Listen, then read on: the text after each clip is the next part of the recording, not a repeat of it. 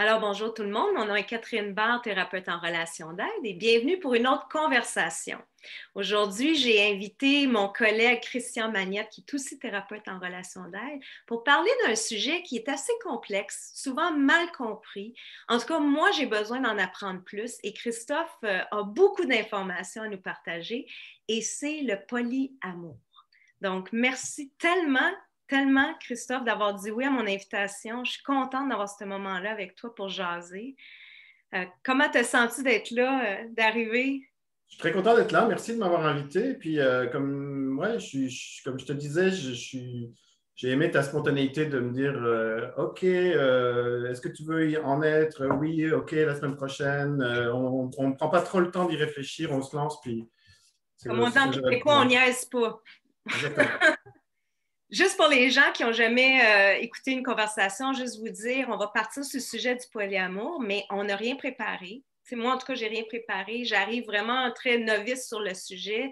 C'est un sujet qui m'intéresse parce qu'il y a de plus en plus de gens qui vivent ce mode de vie-là. J'ai des clients aussi. Puis, donc, c'est une conversation. On passe sur le sujet, puis je ne sais pas où ça va nous amener. Mais dans le souhait que ça puisse, en tout cas, moi, je veux m'éclairer, puis j'espère que ça peut éclairer d'autres personnes. Fait que Christophe, je vais commencer avec la question, parce que le polyamour, bon, c'est un nouveau mot, je trouve, en tout cas, moi, je ne le connaissais pas il y a quelques années. Je trouve que dans ma tête, ça pouvait être mélangé pendant un bout de temps. Là, ça l'est moins, parce que je me suis éduquée quand même, mais avant, c'était tout mêlé dans ma tête entre échangisme, relations ouvertes, polygamie, polyamour. Tu sais, comme un gros moton de, qui semble se ressembler, mais en fait, c'est pas du tout la même chose. Donc, pourrais-tu m'éclairer, nous éclairer, c'est quoi le polyamour exactement? Ouais, c'est ça, il y a effectivement plein de concepts qui se rejoignent, qui se relancent, qui se télescopent, puis beaucoup de gens mélangent un petit peu tout.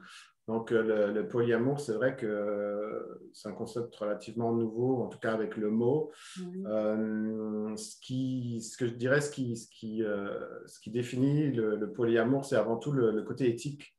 Le côté éthique et le côté amour, puisque, par exemple, si on parle d'échangisme ou de libertinage ou de choses comme ça, c'est plutôt le côté sexuel, Mhm. alors que le polyamour, c'est vraiment les relations avec la possibilité d'avoir plusieurs relations amoureuses, qui d'ailleurs peuvent être éventuellement non sexuelles. Il y a des gens qui sont asexuels, qui peuvent très bien avoir des relations polyamoureuses. C'est ça l'idée. La polygamie, c'est plutôt quelque chose qui est souvent connecté au côté religieux.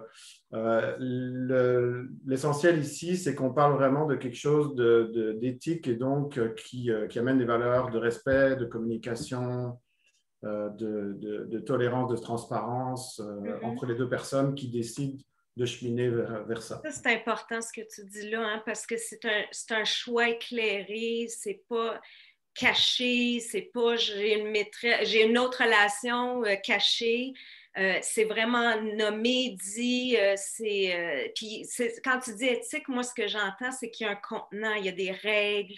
C'est ça que je saisis, c'est on va mettre des règles, on va s'entendre sur. C'est ça?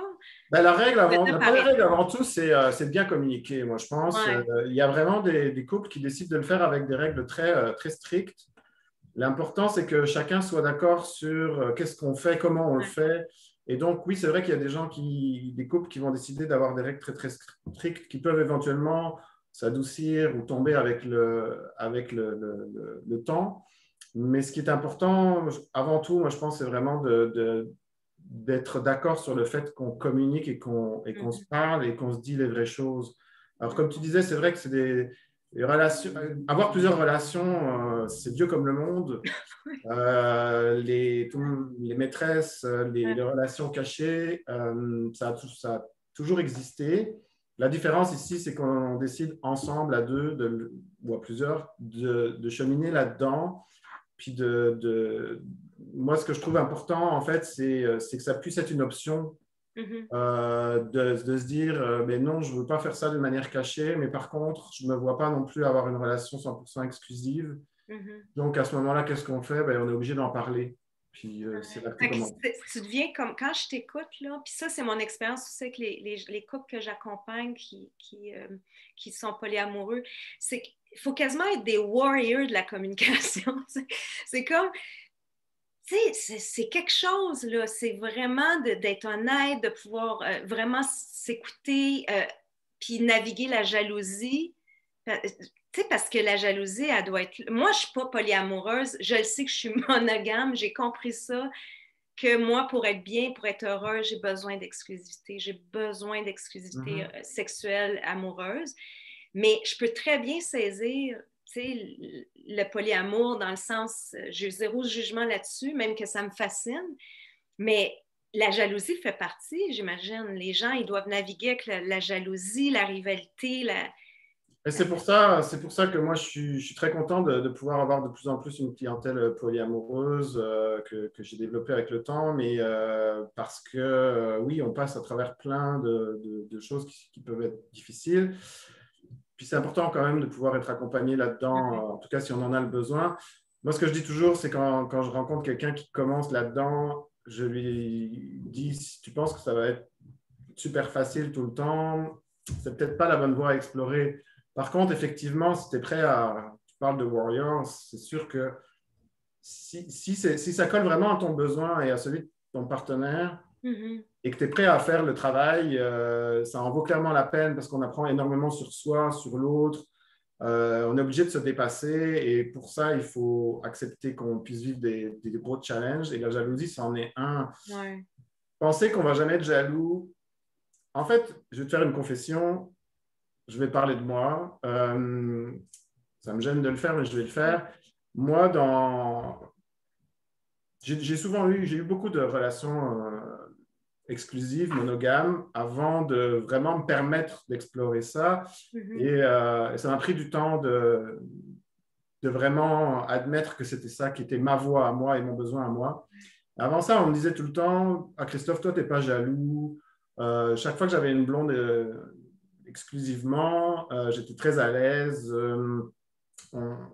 Et à un moment, j'ai commencé à acheter ça. On me disait, ah, toi, tu n'es jamais jaloux. Et j'ai cru pendant longtemps que j'étais quelqu'un qui n'était pas jaloux. Mais quand j'ai commencé à entrer dans le polyamour et que j'ai commencé à ressentir des malaises, ça a été plus difficile pour moi de coller à ça parce que comme j'avais acheté le fait que j'étais pas jaloux, je me disais, mais ça peut pas être la jalousie. Qu'est-ce que c'est, ce malaise? Et en fait, ça a juste dû passer par le fait que j'admette que je puisse être jaloux. Et je pense qu'on peut tous l'être. Et c'est sûr que dans une relation polyamoureuse, même les gens qui pensent qu'ils vont jamais être jaloux, il y aura toujours un moment où ça va créer quelque chose. C'est normal. Et c'est seulement à partir du moment où on peut l'accepter puis le travailler qu'on peut le transformer en autre chose. Oh, ça me touche beaucoup ton ouverture parce que je trouve ça riche ce que tu partages en même temps, tu sais, parce que c'est important ce que tu dis de comment d'accepter l'émotion. Puis la jalousie, c'est une émotion qui est mal aimée anti-père, là, hein? C'est pas une émotion. Il y a des émotions plus faciles à accueillir que d'autres, je trouve. La jalousie, fait que de pouvoir dire, OK, j'étais dans le déni, puis là, ça m'a, tu sais, ça t'a happé à quelque part. Il a fallu que tu fasses un chemin, toi, pour d'abord accepter que tu pouvais être jaloux. Exactement. Puis la jalousie, ben, elle a quelque chose à nous dire. Il y a des besoins, là. Fait que, Bien qu'est-ce que j'ai sûr. Puis, besoin quand je me sens jaloux, tu sais? Fait que... je vais pas rentrer dans les détails de comment on peut travailler avec ça, mais il y a, par exemple, si on s'occupe de la jalousie, il peut y avoir plein de raisons pour lesquelles on est jaloux. Ouais. Et ça se peut très bien que dans une relation avec deux partenaires, il y en a un qui soit jaloux pour des raisons qui sont totalement différentes de l'autre. Et c'est quand on arrive à comprendre ça et qu'on arrive à trouver une manière de se faire rassurer et de trouver les bonnes manières qui font que on peut tranquillement laisser tomber cette jalousie. Pas la laisser tomber, en fait, l'accepter. Puis l'apaiser, exactement. Ouais. Et puis, l'idéal à atteindre, c'est la fameuse compersion. Je ne sais pas si tu... La comment? Dis-moi La ça. compersion. Ah ben là, tu m'amènes un nouveau mot. Tu vois? C'est quoi ça?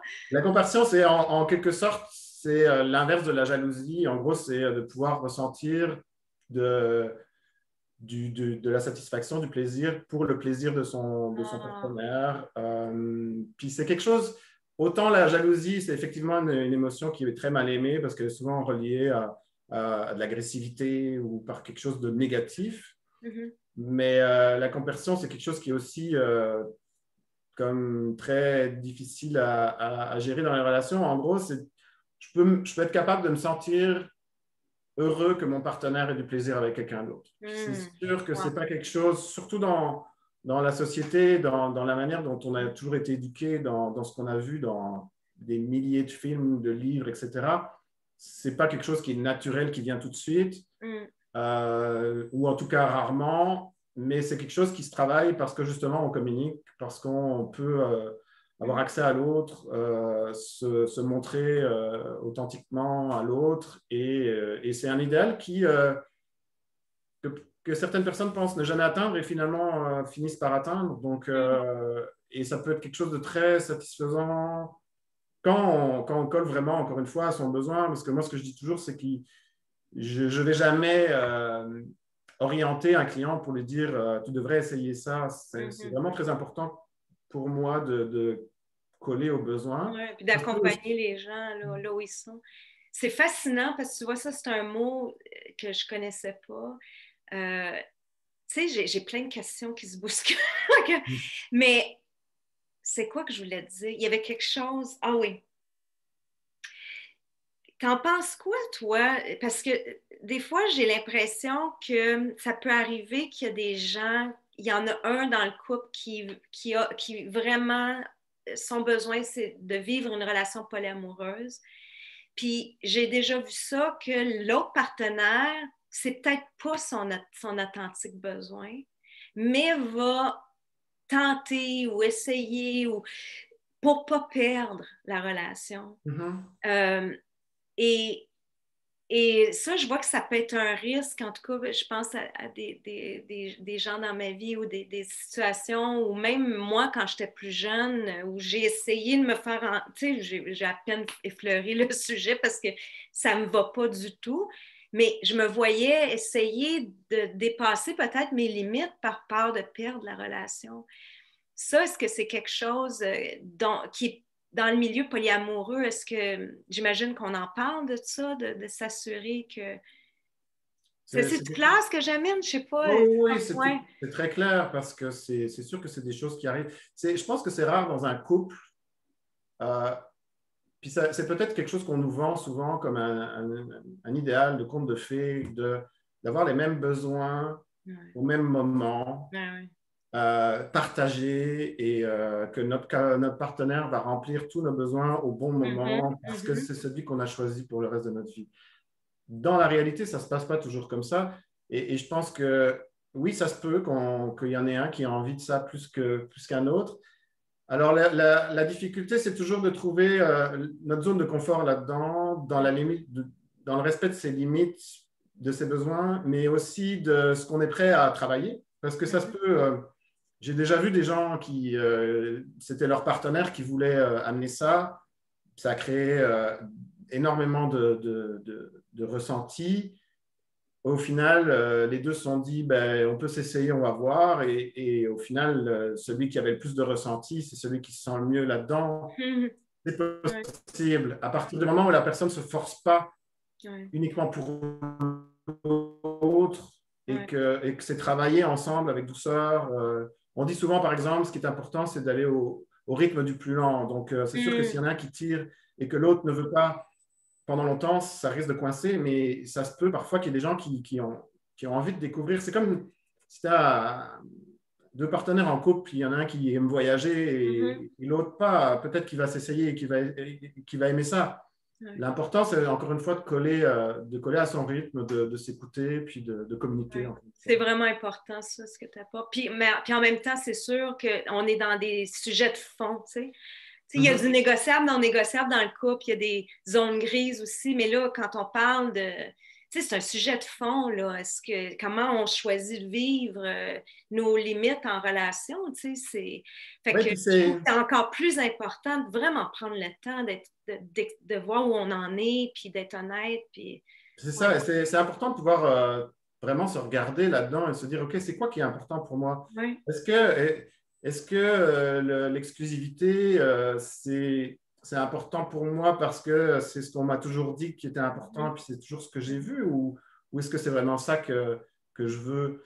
ça se peut aussi que quand je parlais que les besoins peuvent être différents, il y a des gens, par exemple, qui sont ce qu'on peut dire polyacceptants, par exemple. Ça veut dire OK, que... tu m'amènes des nouveaux mots, j'adore Non, ça. il y en a pas mal des mots, Oui. on peut chercher beaucoup là-dessus. Polyacceptant, ça va être, il y en a un dont le besoin, c'est d'avoir plusieurs relations, mais que l'autre partenaire, c'est pas son besoin à lui. Donc, Hmm. en fait, dans le fond, il est très correct avec ça. Mais pourquoi pas, finalement, parce OK. que ça va être difficile peut-être de sortir aussi du regard des autres, du jugement que les autres peuvent nous Oui, faire parce que c'est drôle, ressentir. tu dis ça, puis tout de suite, moi, ça fait, ben là, il faut que ce soit égal, tu sais. Non. Mais c'est drôle, hein, parce que c'est vrai, tu sais. Puis je pense encore là à des couples que j'ai accompagnés où c'était ça le cas. Une personne qui était pas dans l'envie d'avoir plus, était plutôt exclusive, elle, dans sa façon de vivre la relation, mais qui a appris à être OK avec la non-exclusivité de son partenaire, Je vais te tout prendre en un maintenant exemple. l'éthique, puis la communication, puis tout ça. Là. Mhm. Ouais. Prendre un exemple de quelqu'un, c'est pas des clients, c'est vraiment des amis. Ouais. Lui, il aime beaucoup avoir son temps seul et elle développe des amitiés amoureuses. Et au final, ils se sont rendus compte que lui il était très bien en ayant beaucoup de temps pour lui. Et peut-être qu'un jour, il va explorer d'autres relations, mais dans le moment présent, son besoin, c'est de laisser la liberté à sa partenaire, qui, elle, est contente de recevoir cette liberté. Et lui, il a du temps pour lui qui peut Mhm. utiliser pour faire plein de choses. Tout Mhm. le monde est content, c'est ça l'essentiel. Ouais, c'est ça l'essentiel. Puis je pense que la conversation aujourd'hui, puis on se l'est dit avant de filmer, pour nous deux, ce qui est important, c'est l'accueil, tu sais, l'acceptation des différences. Puis c'est certainement pas d'essayer de convaincre qui que ce soit de quoi que ce soit, mais d'éduquer, de comprendre. Puis tu sais, c'est vrai que c'est bousculant, tu sais. Je vais Mhm. être honnête, tu sais, ça bouscule, tu sais, pour moi, certains modèles là, établis. Bon, c'est même ça se passe. Fait il y a comme à m'adapter, à s'ouvrir à une autre façon. Puis en même temps, je trouve ça le fun, excitant, parce qu'il y a tellement de façons de vivre une vie. Ouais, Ce c'est qui ça. marche pour moi, marche peut-être pas pour toi et vice-versa, là. Tu sais? C'est ça, je pense que le plus important, c'est de voir qu'il y a plein de modèles de vie disponibles. Puis parfois, les gens qui ne connaissent pas le polyamour vont même pas l'envisager comme une solution, comme une option. Puis moi, je pense que si je peux amener quelque chose, c'est que les gens puissent voir que c'est une option. Si ça fonctionne pour eux, tant mieux. Si ça ne fonctionne pas pour eux, c'est très bien aussi. Mais c'est sûr qu'il peut y avoir pas mal de jugements Ouais. du monde extérieur, de Ouais. la famille, du jugement envers soi-même aussi, parce que si nos besoins, c'est de voir plusieurs personnes, mais qu'on a toujours cru que c'était mal, on va Mm. avoir beaucoup de jugements. Donc, il y a toutes sortes de choses à mettre un peu de côté pour Accueillir. Ouais. pouvoir toucher vraiment à son besoin à soi. Ouais. Et, C'est en tant bon. que thérapeute, souvent, ce qu'on reçoit, c'est... Je ne veux vraiment pas me présenter comme un spécialiste du polyamour, loin de là. Et je pense qu'il y a quand même un besoin parce qu'on a des personnes qui viennent nous voir, qui ont parfois été voir d'autres personnes et qui me disent ah, je me suis senti jugé, Ouais. ou alors on m'a dit que c'était parce que j'allais pas bien, puis qu'à un moment, j'allais pouvoir, quand j'allais aller mieux, j'allais pouvoir retomber sur un modèle Monogame. plus normatif, monogame. Puis c'est Ouais. peut-être pas ça qui colle aux besoins de la personne. Donc là, la personne se sent mal comprise. Donc si on peut apporter ça, moi, ça me fait vraiment plaisir de pouvoir C'est vraiment important ce que tu dis amener là. ça. Ouais. Tu sais. C'est important, je trouve, puis ça me touche parce que il y a plusieurs années, j'aurais été de celles qui auraient probablement jugé ou pensé que c'était qu'une défensive, tu sais, ou une fuite, puis c'est plus ça que je porte dans mon cœur, puis tu sais, ça me fait plaisir de voir les gens aller vers leurs besoins, puis mais c'est intéressant de voir pourquoi on juge, tu sais, puis ça se peut qu'il y a du monde qui nous écoute, puis que ça éveille du jugement, puis c'est correct, le jugement, c'est humain, fait que Mhm. c'est juste de regarder pourquoi je juge, tu sais. Ouais. Moi, quand je jugeais ça, quand j'étais plus jeune, c'est parce que, en fait, ce qu'il y avait derrière, c'est que moi, ça ne me convient pas. Moi, il faut que j'assume, moi, ma différence. Moi, j'ai besoin d'exclusivité. C'est là-dedans que je m'accomplis personnellement. Mais il a fallu que j'assume ça, tu sais, parce que sinon, je vais juger l'autre dans son choix. Euh, fait que ça peut être de regarder ça, qu'est-ce qui fait que les gens qui nous écoutent, s'il y a du jugement, ça se peut qu'il y ait de l'envie aussi, tu sais. Il y a un côté wow, Un peu de tout, il y a un peu de tout. C'est vrai que souvent, les personnes polyamoureuses, quand elles vont en parler à leur entourage, souvent, une réponse qu'on a, qu'on a souvent, c'est de dire ah moi je pourrais pas, et tout de ouais, suite ça amène, mais ça parle juste de la personne qui le reçoit, mais ça peut être difficile à recevoir. Mais je vais te dire que même on en arrive parfois, parce que maintenant il y a quand même des communautés qui sont de plus en plus ouais, importantes, il y a des livres qui s'écrivent sur la question, ça a été ouais, beaucoup documenté par rapport à des périodes où c'était beaucoup moins réfléchi, disons, comme ouais. démarche.